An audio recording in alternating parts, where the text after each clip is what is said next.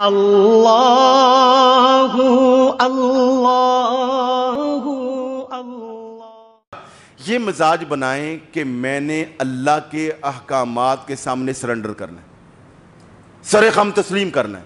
جہاں اللہ کا حکم آ گیا، قرآن کا حکم آ گیا، رسول پاک کا حکم، میں نے اپنی عقل استعمال نہیں کرنا، میں نے اپنے ماحول کو نہیں دیکھنا، میں نے اپنے مزاج کو نہیں دیکھنا، بس اللہ کا حکم ہے، بس اس پہ بات نہیں ہے بھائی۔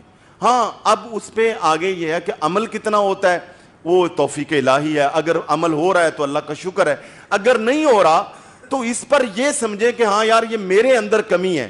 مگر اگر آپ عمل بھی نہیں کر رہے اور اوپر سے کہیں او کتنے لکھے ہے جی، مثال کے طور پہ ہم دعوت دیتے ہیں کہ جناب داڑھی شریف رکھیے۔ اب سب کو پتہ ہے داڑھی شریف جو ہے یہ سنت موقدہ ہے اور تقریباً واجب کے درجے کے قریب ہے۔ اب ایک آدمی نے داڑھی شریف نہیں رکھی بالفرض، تو وہ کہ او یار سارا اسلام داڑھی چ نہیں پیا، تو بھائی ہم کم کہہ رہے ہیں کہ اسلام داڑھی میں، اسلام میں داڑھی شریف ہے۔ مثلا کسی خاتون کو کہیں کہ بی بی پردہ کریں یا پردہ، او جی پردہ تے اکھاں دا ہونا چاہیے۔ بھائی اگر آپ کو دعوت دی جا رہی ہے، اللہ کا حکم سنایا جا رہا ہے، آپ داڑھی شریف نہیں رکھ سکتے یا نہیں رکھ سکے تو سمجھیں یہ میری کمزوری ہے، مگر اس طرح کے الفاظ تو نہ بولیں۔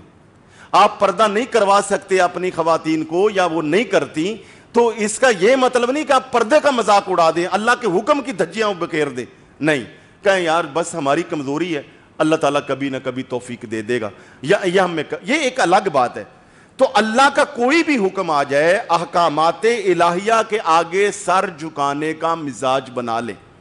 اب وہ حکم الہی کس کے ذریعے پہنچ رہا ہے آپ کے پاس، اس کو بھی چھوڑ دیں، وہ گناہگار ہے، وہ نیک ہے، وہ کون ہے، وہ اگر قرآن و سنت کا حکم ہے تو یہ مزاج بنا دیں کہ ہاں بس بھئی سر خم تسلیم ہے۔ اب عمل کتنا ہے وہ تو اللہ کی توفیق سے ہے، وہ اگلا درجہ ہے۔ میں یہ نہیں کہتا کہ آپ اس کو ہر صورت فوری طور پہ، دعوت تو یہی ہے۔